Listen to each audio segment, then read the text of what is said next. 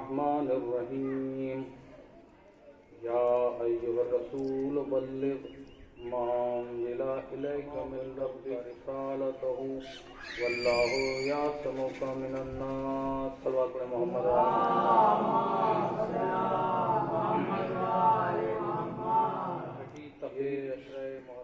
آپ حضرات کی سماعتوں کے لیے ہدیہ ہے.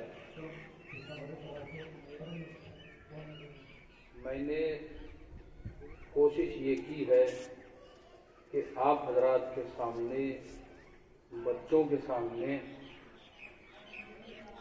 ولایت کے مفہوم کو اور میں مختلف مثالیں دے کر ولایت کو چاہتا ہوں کہ انسان بھر آپ تک پہنچا سکوں،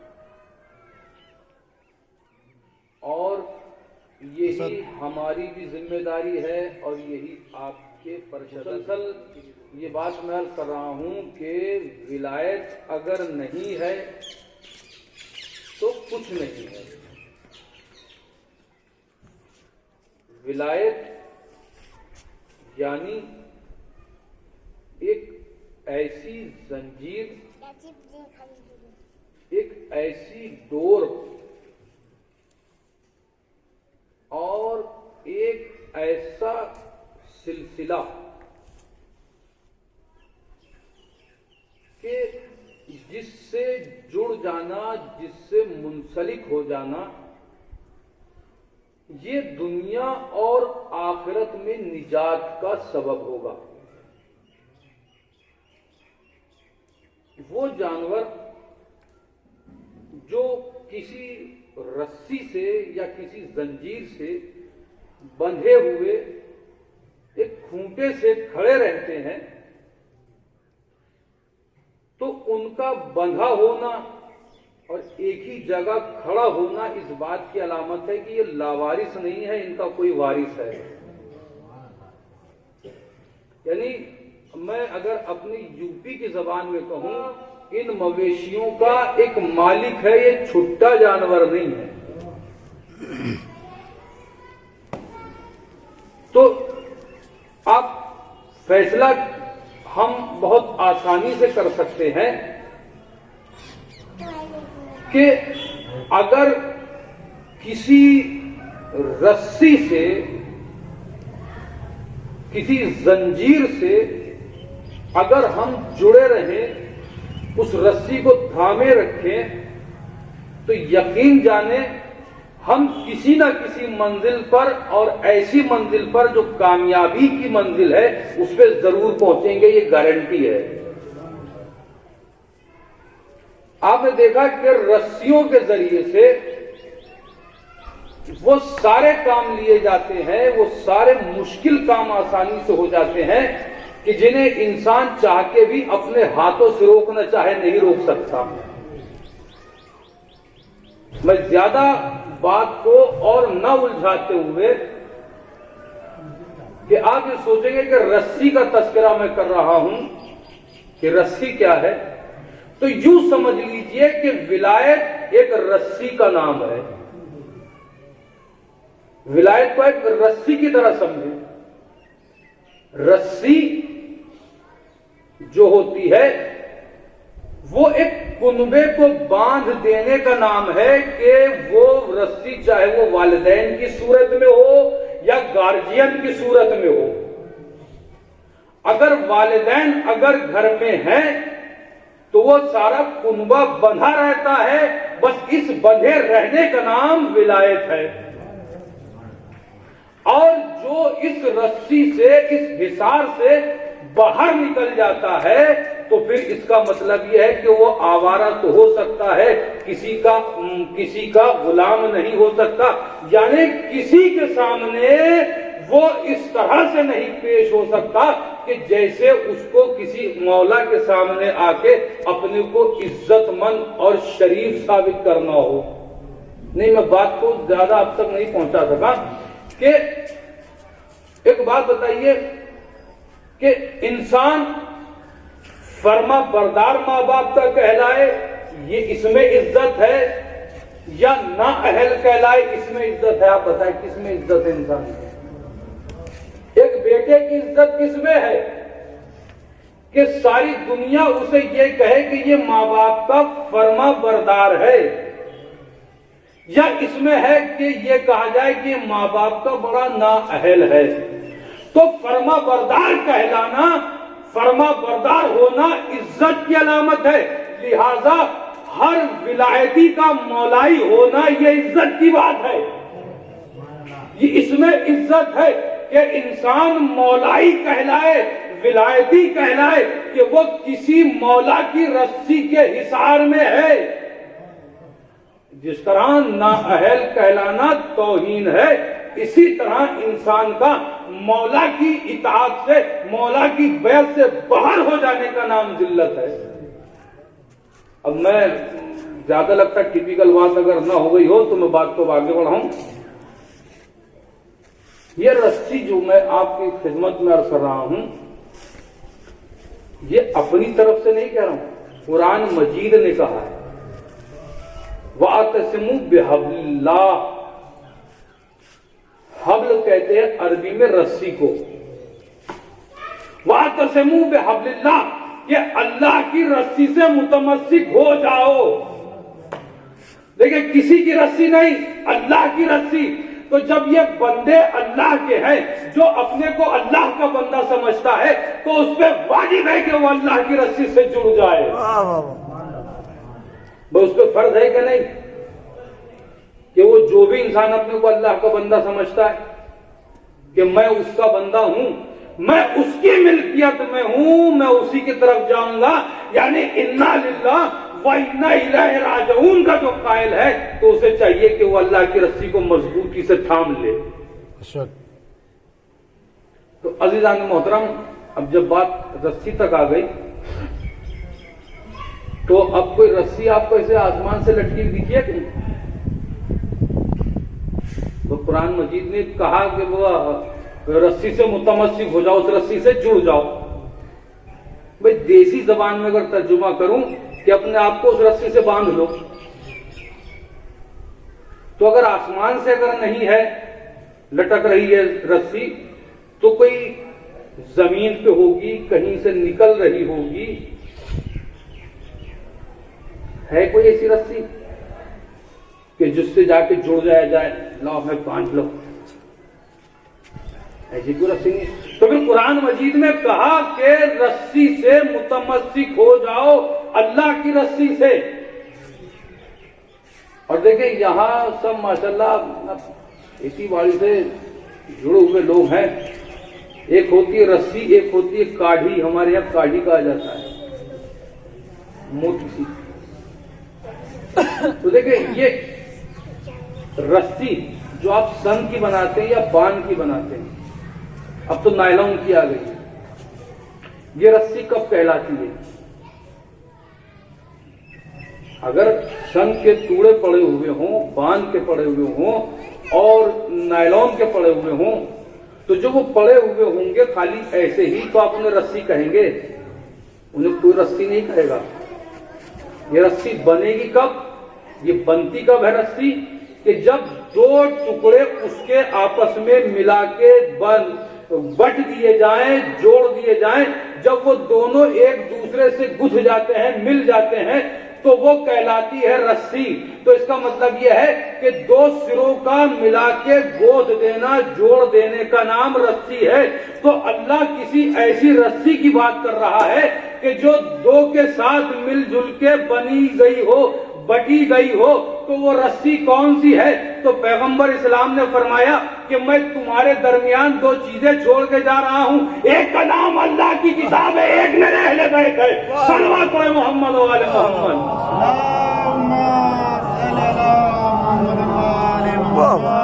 واعتصموا بحبل اللہ، کہ اللہ کی رسی سے متمسک ہو جاؤ۔ تو رسی قاعدہ یہ ہوا کہ جب تک دو ٹکڑے نہ مل کے بٹے جائیں تب تک وہ رسی نہیں بنتی۔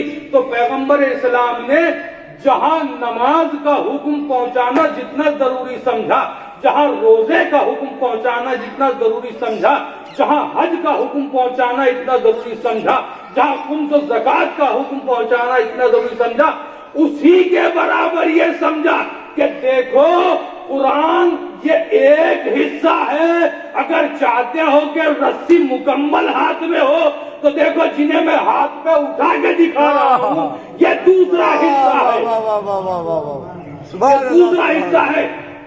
اور پھر اس کے بعد جب اس رسی کا تعارف کرایا تو کیا سنہرے حروف ہیں، کیا سنہرے حروف جو دل پر نقش ہے اور سونے کے پانی سے لکھے جانے قابل ہے۔ کیا ارشاد فرمایا پیغمبر اسلام نے، قسم خدا کی اس اللہ کی رسی کا صبح قیامت تک پیغمبر اسلام نے اس طرح سے ہدایت کا اہتمام کر دیا کہ اگر انسان تھوڑی سی بھی عقل رکھتا ہوگا تو اللہ کی رسی کو پہچان لے گا کہ اللہ کی رسی کون ہے اور کہاں ہے، جو تھوڑی سی بھی عقل رکھتا ہوگا۔ تو اب میں بات اب یہاں سے آگے بڑھا رہا ہوں، ذرا ایک صلوات کا سہارا دیں آپ حضرات۔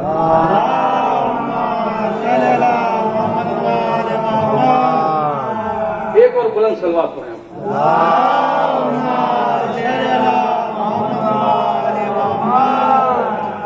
کہ میں تمہارے درمیان دو چیزیں چھوڑ کے جا رہا ہوں۔ کون کون؟ ایک اللہ کی کتاب اور دوسرے میرے فطرت، میرے اہل بیت۔ بس میں تھوڑا سا وقت اسی پہ لوں گا آپ کا۔ تو جب یہ دونوں مل کے جب ملے تو رسی بنی نا، جب دونوں ملے تبھی رسی بنی۔ بھائی میں نے ابھی کل یا پرسوں کی مجلس میں اس بات کا تذکرہ کیا تھا کہ رسول کے ہاتھ پر علی نے آ کر قرآن پڑھا، علی نے رسول کے ہاتھوں پر آ کر قرآن پڑھا۔ تو دیکھیں اب اس جملے کو تھوڑا سا میں ایسے الجھا کے میں آپ سے بات کہوں گا کہ رسول اللہ نے کیا فرمایا کہ میں دو چیزیں تمہارے درمیان میں چھوڑ کے جا رہا ہوں، چھوڑ کے جا رہا ہوں۔ تو آپ یہ بتائیے کہ چھوڑ کے جانا کب بولا جاتا ہے؟ یہ اس وقت بولا جاتا ہے جب ساتھ میں لائے ہوں۔ کیا کہنے، کیا کہنے، واہ۔ بھائی میں اگر یہ کہوں کہ میں یہ امامہ عاشق نگر میں چھوڑ کے جا رہا ہوں تو یہ لیگل ہے، یہ بات صحیح ہے۔ کیوں؟ اس لیے کہ میں نوگاواں سادات سے لایا تھا، اس لیے چھوڑ کے جا رہا ہوں۔ کیا کہنے، آپ کہیں گے ٹھیک ہے قبلہ آپ کی مرضی، آپ چھوڑ دیں، لیکن اگر میں یہ کہوں کہ یہ مائک چھوڑ کے جا رہا ہوں تو فوراً آپ کیا کہیں گے؟ ہم لائے تھے جو چھوڑ کے جا رہے ہیں۔ تو اس کا مطلب یہ کہ مائک میں نوگاواں سے لایا نہیں تھا، یہ آپ کا دیا ہوا تھا۔ تو پیغمبر اسلام جو یہاں چھوڑ کے جا رہے تھے وہ کسی انسان کا نہیں تھا، قرآن چھوڑا تو اللہ کا۔ کیا کہنے، واہ واہ۔ قرآن چھوڑا یہاں پہ تو اللہ کے یہاں سے لائے، بہت توجہ۔ تو قرآن تو جبرائیل رسول اللہ کے قلب پر لے کے آئے، اے محمد قرآن تو ہم سب نے آتے ہوئے دیکھا، اہل بیت تم کب ساتھ لے کے آئے؟ یہ زیادہ بھاری نہ ہو جائے بات، یہ بتاؤ قرآن تو ہم نے دیکھا کہ تمہارے اوپر نازل ہو رہا ہے، قرآن تم لے کے آ گئے، لیکن یہ تو بتاؤ اہل بیت کو کب لے کے آئے؟ کب لے کے آئے؟ بھائی کسی نے دیکھا ہے ساتھ میں کہ رسول اسلام کے ساتھ علی پیدا ہوئے ہوں؟ نہیں نا۔ تب آپ اپنے اہل بیت کو لے کے کب آئے؟ تب آپ سنیے قرآن مجید کہے گا پڑھو، کیا پڑھیں؟ پڑھو سبحان الذی اسری بعبدہ لیلا من المسجد الحرام، کہ پاک و پاکیزہ ہے وہ ذات کہ جو اپنے بندے کو لے گئی، کیا کہنے، جو اپنے بندے کو لے گئی، کہاں؟ معراج پر لے گئی۔ تو معراج پیغمبر اسلام کو ایک بار نہیں ہوئی، بار بار معراج ہوئی ہے، کئی بار معراج ہوئی ہے۔ ابھی کاؤنٹنگ میرے ذہن میں نہیں، ورنہ میں بتاتا کہ کتنی مرتبہ معراج ہوئی رسول اسلام کو، بہت معراج ہوئی. تو یہ معراج جو ہوئی ہے، لیکن رسول اللہ کو اللہ نے قرآن مجید بھیجا، جبرائیل کے ہاتھوں بھجوا دیا. بھائی 6666 آیتیں جبرائیل کے ہاتھوں بھجوا دی. نماز کا حکم بھیجا، وہ جبرائیل کے ہاتھ بھجوا دیا. روزے کا حکم بھیجا تو جبرائیل کے ہاتھ بھجوا دیا. خمس زکات کا حکم بھیجا تو جبرائیل کے ہاتھوں بھجوا دیا. توحید کا پیغام بھیجا تو جبرائیل کے ہاتھوں بھجوا دیا. امامت کا پیغام بھجوایا تو جبرائیل کے ہاتھوں پہنچوا دیا. قیامت کا انسانیت کے ساتھ عدل و انصاف سے پیش آنے کا پیغام، الغرض سارے کا سارا پیغام اللہ نے جبرائیل کے ہاتھوں محمد تک پہنچوا دیا. لیکن اے محمد، اس معراج پہ آنے کا راز صرف اور صرف یہ ہے کہ دیکھو اب اہل بیت کو زمین پر بھیجنے کی باری ہے، لہذا جبرائیل کے ہاتھوں نہیں، تم خود چل کے چلے آؤ اور نور فاطمہ ساتھ میں لے جاؤ. صلوات محمد وآل محمد.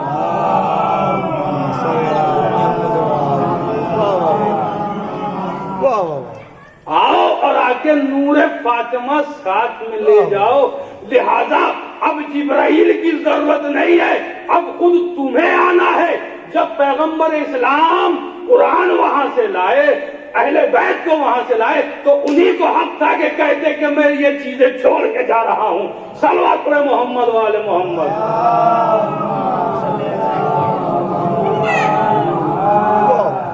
وہی کہہ سکتے تھے کہ میں چھوڑ کے جا رہا ہوں. لہذا ان دونوں سے متمسک رہنا. لہذا یہ جو حدیث ہے، اس کے تمام عربی فقرے نسل در نسل، سلسلہ در سلسلہ، کنبہ در کنبہ، قبیلہ در قبیلہ، ملک با ملک، قریہ با قریہ، شہر با شہر، سب کے سینوں میں یہ حدیث منتقل ہوتی رہی. کیوں منتقل ہوتی رہی؟ اور یہ بھی آپ کی خدمت میں عرض کروں کہ یہ حدیث یا آیت، یہ حدیث یاد بھی اسی کو ہوئی، یا اردو زبان میں یا عربی زبان میں، کسی بھی زبان میں یاد صرف یہ حدیث اسی کو رہی کہ جس کا دل پاک تھا، یا یوں کہوں کہ جس کی زبان پاک تھی. میں مستقل کہہ رہا ہوں کہ ولایت ہر نجس کو نہیں ملتی. ولایت نجس قلب میں نہیں آ سکتی تو ولایت نجس زبان پر بھی نہیں آ سکتی. تو یہ جو حدیث ہے، یہ یاد، وہ لینگویج میٹر نہیں کرتی کہ کون سی لینگویج میں ہے. یہ اب میں جملوں کو بہت سنبھل کے آپ کی خدمت تک پہنچا رہا ہوں. یہ حدیث صرف اس انسان کو پسند آئی، جملے پہ غور کیجیے گا، میں مفہوم کے نہیں مطلب لفظوں کی بات کر رہا ہوں. یہ حدیث صرف اسی زبان پر آئی، اسی کو پسند آئی کہ جس کی ماں نے امانت میں خیانت نہیں کی، اسی کو پسند آئی. یا یوں کہوں کہ جس کی ماں نیک اور باپ ایک ہو، یہ اسی کو پسند آئی ہے اور اسی کے سینے میں اتری بھی ہے. کیا کہنا، کیا اب سنیے حدیث، سنیے آپ نے پھر سنا. بسم اللہ الرحمن الرحیم. انی تارکن فیکم الثقلین کتاب اللہ اطرتی اہل بیتی. بے شک میں تمہارے درمیان دو گراں قدر چیزیں چھوڑ کے جا رہا ہوں. لایا تھا تو چھوڑ کے جا رہا ہوں، تم سے مانگی نہیں ہے. انی تارکن فیکم الثقلین کتاب اللہ اطرتی اہل بیتی. اطرتی اہل بیتی. اب یہاں بچوں کے لیے میں عرض کر دوں تو جب میں یہ بات کہوں تو میں چاہتا ہوں ذرا تھوڑا سلوات پڑھیں تاکہ آپ بیدار ہو جائیں.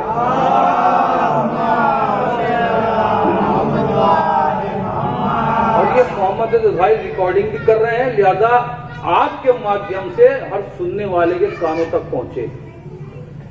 رسول اللہ نے کیا فرمایا؟ اس میں دو نام لیے، ایک تو قرآن کا ہے، عطرت اور اہل بیت۔ عطرت اور تھوڑا سا نیند سے باہر آئیے، عطرت اور اہل بیت۔ عطرت اور اہل بیت میں علماء اکرام فرماتے ہیں کہ عطرت ان کو کہا جاتا ہے کہ جو چادر تطہیر کا جن پر حصار ہو، وہ عطرت ہے۔ آئے حدیث کے سب پڑھتے ہیں نا، جو چادر تطہیر کے اندر آ گئے۔ کون چادر تطہیر میں آئے؟ محمد مصطفیٰ، علی مرتضیٰ، حسن مجتبیٰ، سرکار سید الشہداء، اور کون؟ شہزادی سیدہ کونین سلام اللہ علیہا۔ اللہم صلی علی محمد و آل محمد۔ شہزادی سیدہ کونین سلام اللہ علیہا۔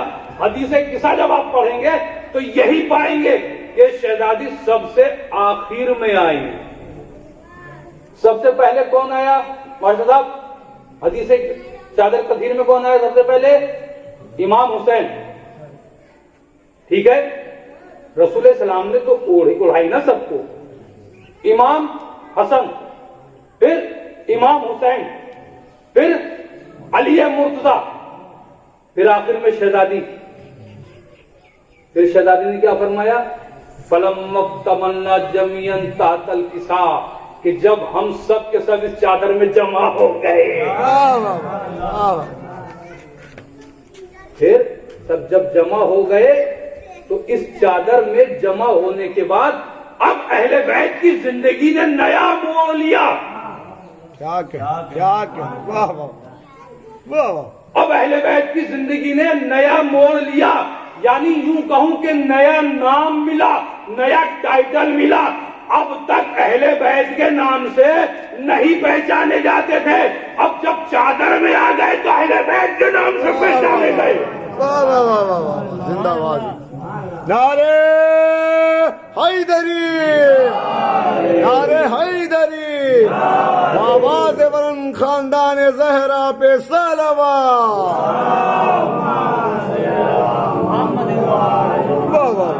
اور اب ایک لطیف نقطہ اور سنتے چلیے، کیا کہا شہزادی نے؟ اسٹیٹمنٹ کیا ہے شہزادی کا؟ بیان کیا ہے؟ یہ حدیث قصہ کیا ہے؟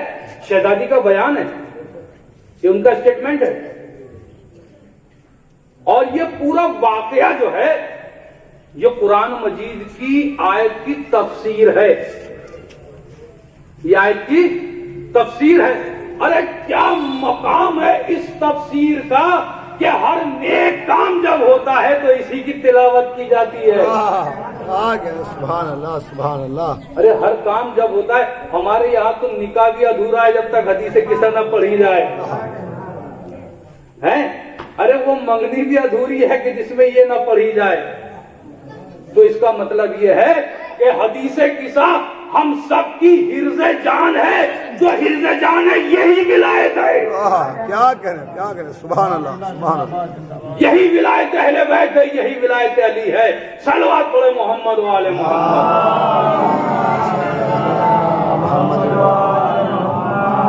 ٹائم ہو گیا جمعہ چچا، ٹائم دے سکتا۔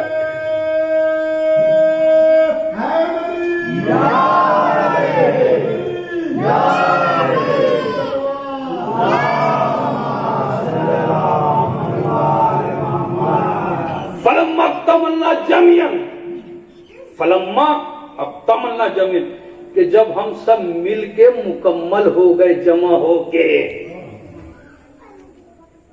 جميعا تحت الكساء، پھر اگلا فقہ ہے شہزادی کا، اگلا اسٹیٹمنٹ ہے فلما اقتملنا جميعا تحت الكساء اخذ برسول اللہ بطرف الكساء اوما بیدی الیمنی الی السماء، کہ رسول اسلام نے اپنے دونوں ہاتھوں کو اٹھایا۔ کیا میں کیسے نہیں؟ سبحان اللہ، سبحان اللہ، سبحان اللہ۔ آپ تک نہیں پہنچ پا رہا ہے، میں کیا کر سکتا ہوں؟ سبحان اللہ، سبحان اللہ۔ فلما اقتملنا جميعا تحت الكساء اخذ برسول اللہ، رسول اللہ نے ہم سب کو ایسے گود میں لے لیا۔ کیا کہنا۔ لما اکتملنا جميعا تحت الکساء، جب چادر میں سب جمع ہو گئے، اخذ برسول اللہ، تو رسول اللہ نے چادر کے دونوں کونوں کو ہاتھوں میں لیا،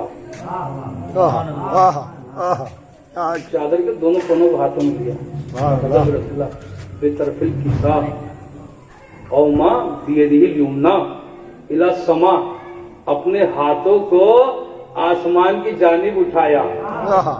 میں نے کیا کہا کہ اب یہاں سے اہل بیت کی زندگی کو ایک نیا موڑ مل رہا ہے، ایک نیا ٹائٹل مل رہا ہے۔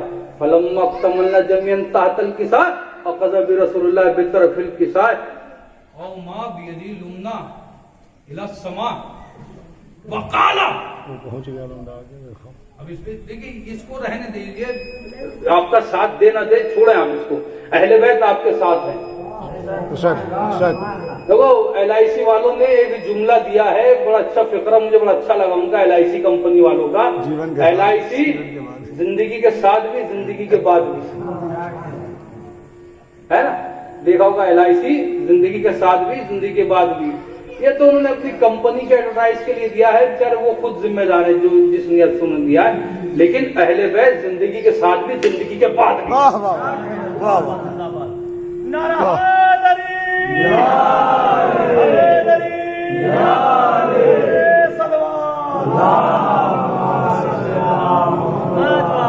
فلما اکتملنا جميعا تحت الکساء اخذ برسول اللہ، دونوں چادر کے کونوں کو پکڑا، اخذ برسول اللہ بطرف الکساء بیدہ الیمنی، کہ اپنے ہاتھوں کو اٹھایا، بیدہ الیمنی الی السماء، آسمان کی طرف اٹھایا، وقال، اور کہا، کیا کہا؟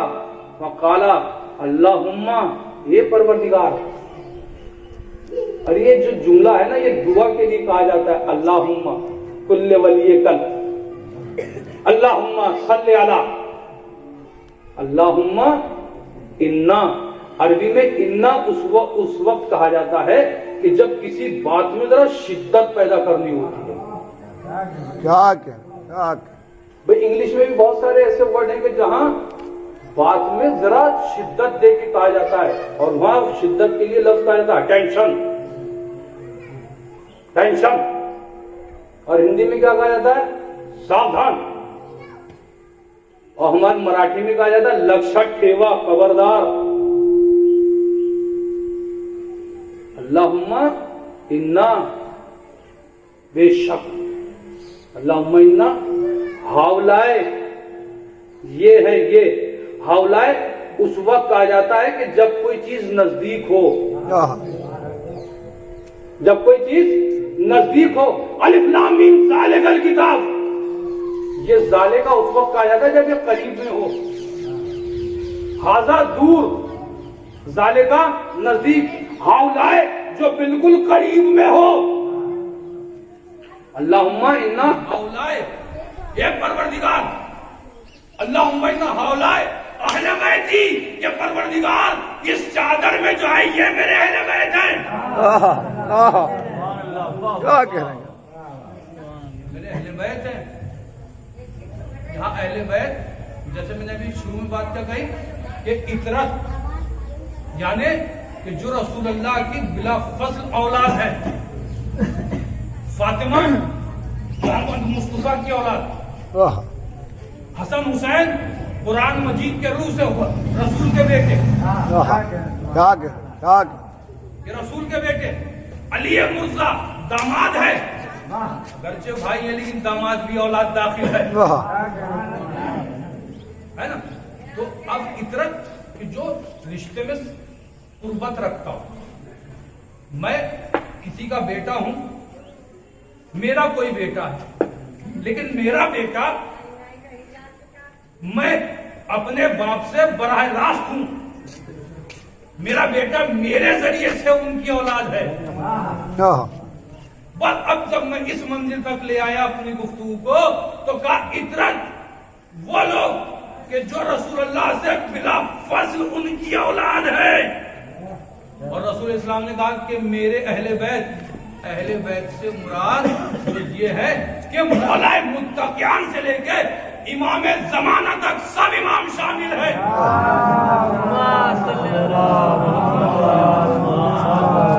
اب میرے نوجوان بھائیوں، اگر کوئی اعتراض کرے کہ یہ کہے کہ بھائی رسول اللہ نے بس انہی لوگوں کو اہل بیت کہا ہے، تو باقی تم چوتھے امام سے لے کے امام زمانہ تک کیسے سب کو یہ مانتے ہو کہ یہ بھی اہل بیت ہے؟ تو کہنا کہ رسول السلام نے کہا تھا اللہم انا ہاؤلائے، کہ یہ ہے تو یہ جو ہے تو صرف ان 5 کے لیے نہیں ہے، یہ جمع کا ایسا سیغہ ہے کہ یہ امام زمانہ تک اشارہ ہے. یہ سب شامل ہے. اطرت، قرآن اور اطرت.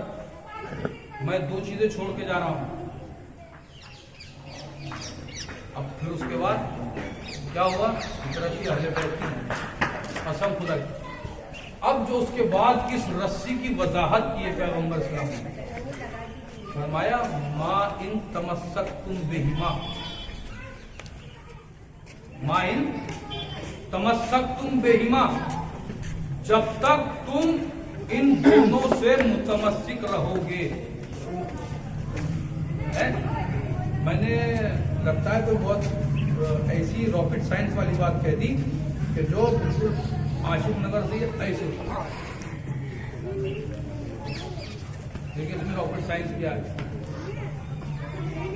میں نے شروع میں آیت آپ کے سامنے کیا رکھی، وہ یہ کہ وَاعْتَصِمُوا بِحَبْلِ اللَّهِ، تم اللہ کی رسی سے متمسک ہو جاؤ.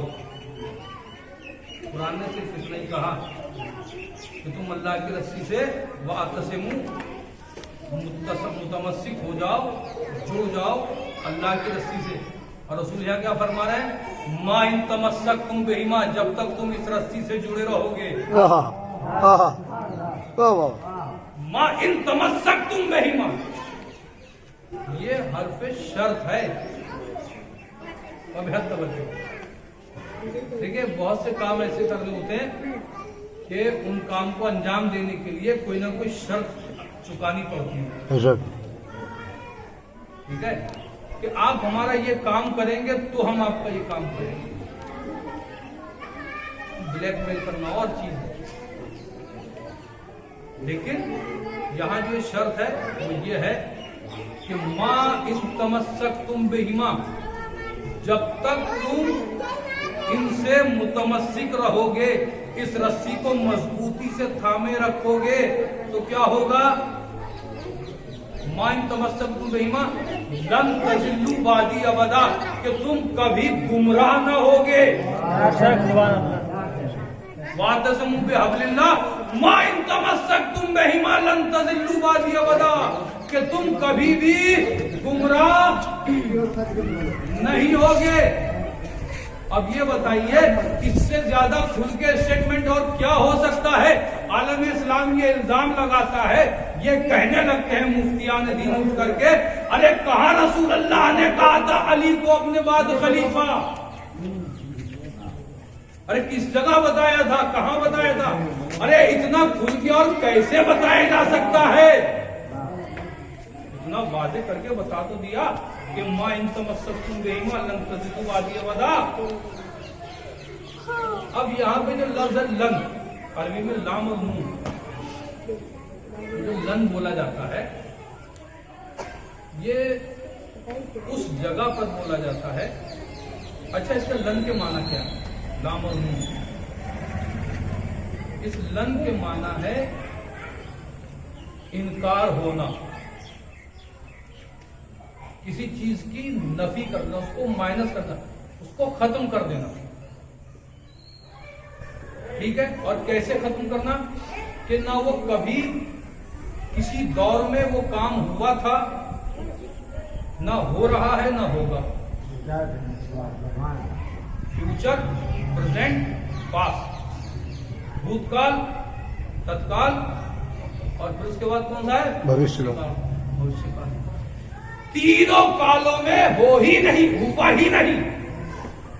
مثلا مثال کے طور پہ موسیٰ کی امت نے کہا کہ ہم پروردگار کو دیکھنا چاہتے ہیں، تو خدا بند عالم نے موسیٰ سے کیا کہا کہ موسیٰ لن ترانی، کہ تم ہم کو نہیں دیکھ سکتے. لن یعنی نہ پروردگار کبھی پہلے دکھا تھا. کوئی دعویٰ کر سکتا ہے کہ میں نے اللہ کو کبھی دیکھا تھا کسی ماضی میں پہلے؟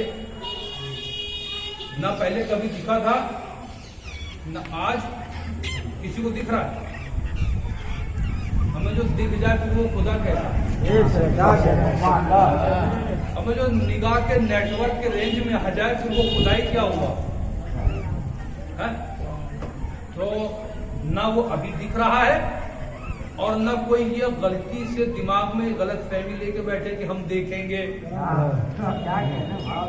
یہ الگ بات ہے کہ بخاری شریف غلط فہمی میں ہے کہ اللہ روز محشر بیٹھا ہوگا تب پر تب چر چر چر کر رہا ہوگا.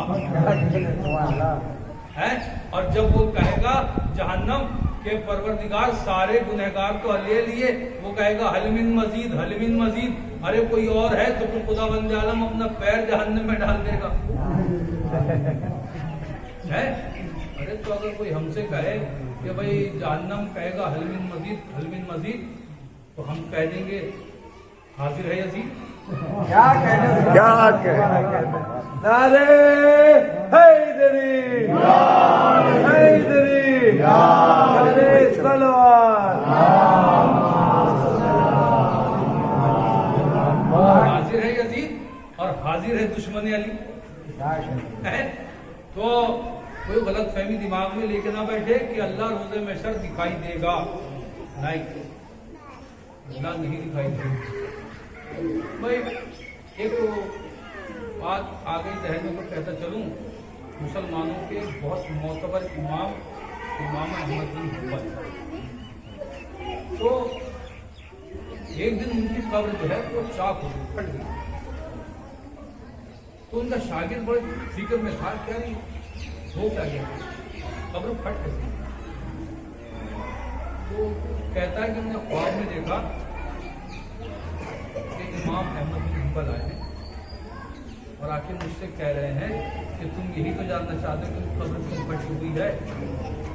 کہا میں یہی تو جاننا چاہتا ہوں. کہا اس لیے پھٹی ہوئی ہے کہ اللہ روز میری زیارت کو آتا ہے.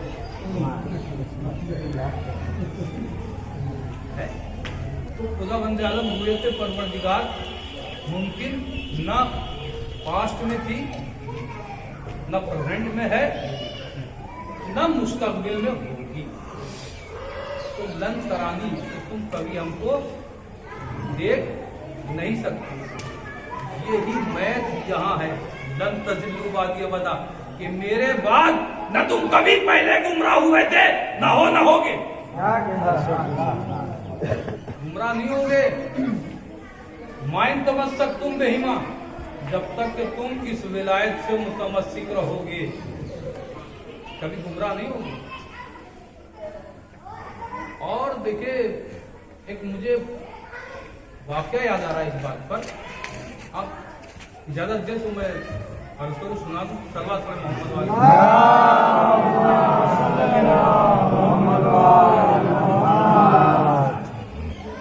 کبھی ان سے متمسک ہو کے گمراہ نہیں ہو سکتے. یہ کیوں؟ اس لیے کہ جو مزاج قرآن کا ہے وہی اہل بیت کا ہے. جو قرآن کا مزاج ہے وہی اہل بیت کا ہے. جو قرآن کا بولنے کا اسٹائل ہے وہی قرآن کا ہے، وہی اہل بیت کا ہے. بھائی دونوں دو دوست ہوں، وہ ساتھ میں ہمیشہ کب کیسے رہیں گے، کس کنڈیشن میں رہ سکتے؟ اسی کنڈیشن میں تو کہ جب دونوں کا مزاج ایک ہو. جب دونوں کا مزاج یہ کہ نہ ہو تو کیسے پاسبل ہے کہ ایک ساتھ رہے؟ دونوں کا مزاج ایک ہونا چاہیے نا. اب دیکھیں میں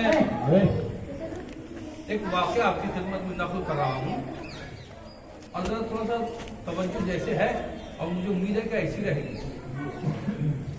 قرآن مجید کا اپنا بولنے کا اسٹائل ہے، اس کا اپنا بولنے کا انداز ہے. جیسے ہر آدمی کا بولنے کا انداز ہوتا ہے، اور جو اس کے ساتھ رہنے والے ہیں اگر اس کی لکھی ہوئی تحریر بھی ہوتی ہے تو تحریر میں اس کی تصویر نظر آنے لگتی ہے کہ یہ جملہ امید ہے کہ یہی کہہ سکتا ہے. ہر آدمی کا بولنے کا اسٹائل ہے نا, انداز ہوتا ہے بولنے کا. اس طرح قرآن مجید کا بھی اپنا انداز ہے بولنے کا. ٹھیک ہے. اب آپ دیکھتے ہیں کہ موبائل میں جب اسکرین جب آپ کبھی کھولتے ہیں تو کہتے ہیں کہ پاسورڈ انٹر کریں, پاسورڈ انٹر کریں. تو پاسورڈ مانگنا یہ موبائل کا اسٹائل ہے, وہ اسی اسٹائل پر کھلے گا. تو اسی طرح قرآن مجید میں کچھ پاسورڈ ہیں کہ جن کو صرف اہل بیت ہی جانتے ہیں. شک. اگر قرآن کا موبائل کا اسکرین کھولنا چاہتے ہو تو اہل بیت کا وہی 14 نمبر ڈائل کرو تو کھلے. واہ واہ واہ واہ واہ واہ واہ واہ واہ واہ واہ.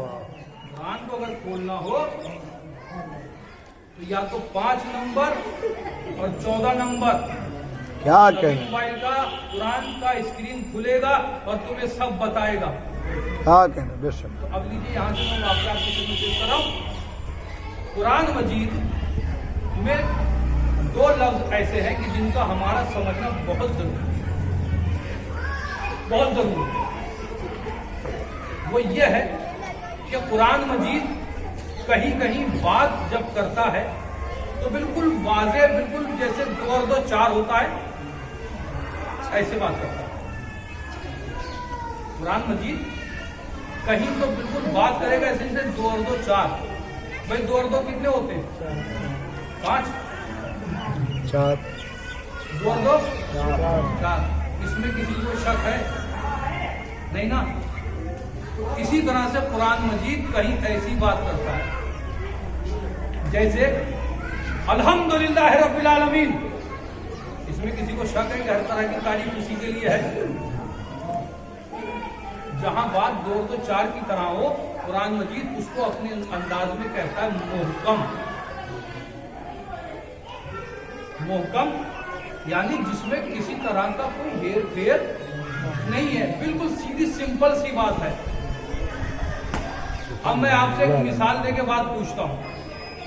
پاٹل صاحب, ایک بات ہے سب, کہیں سینٹنس لکھا ہے, دیکھیے جو میں آپ کو زحمت دے رہا ہوں بلا وجہ نہیں زحمت دے رہا ہوں. کہیں سینٹنس لکھا ہے کہ روکو مت جانے دو, تب آپ اس کا کیا معنی نکالیں گے؟ کیا معنی نکالیں گے؟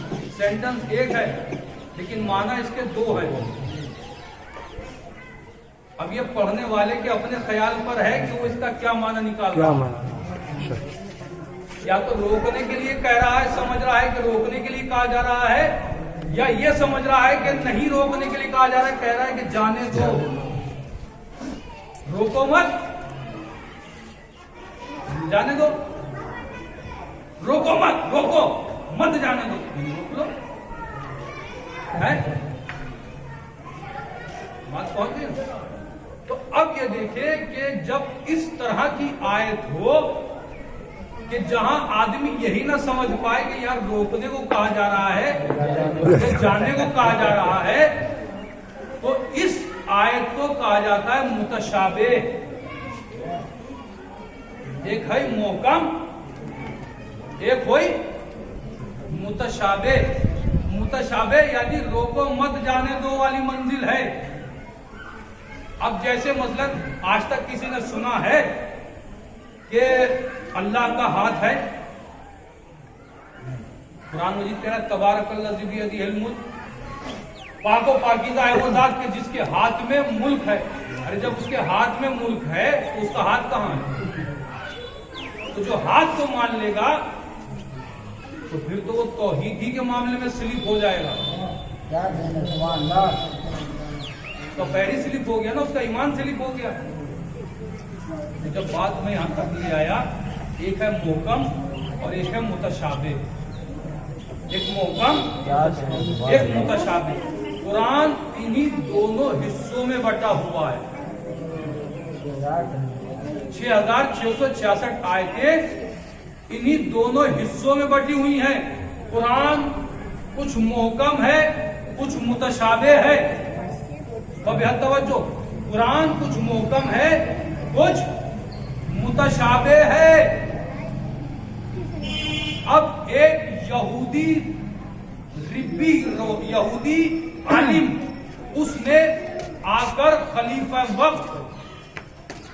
वक्त हारून रशीद से कहा कि तुम कहते हो कि तुम्हारा कुरान हर तरह के ऐब से पाक है। देखो कुरान तुम्हारा 3 तरह की बातें कर रहा है, तो 3 बातें कर रहा है और तुम कहते हो कि ये हर तरह की बुराई से पाक है। तो जो 3 तरह की बातें करने वाला हो वो सारे ऐब से पाक कैसे हो सकता है? भाई तुम कहते हो कि कुरान बेऐब है, उसमें कोई ऐब नहीं है, तो मैं तुम्हें 3 आयतें ऐसी दिखाता हूं कि कुरान 3 रंग की बातें कर रहा है। क्या बता? तो पहले उसने एक आयत बताई सूरह यूसुफ की कि देखो कुरान अपना इंट्रोडक्शन करा रहा है, अपना तारुफ करा रहा है, वो ये कहकर कि ये सारे का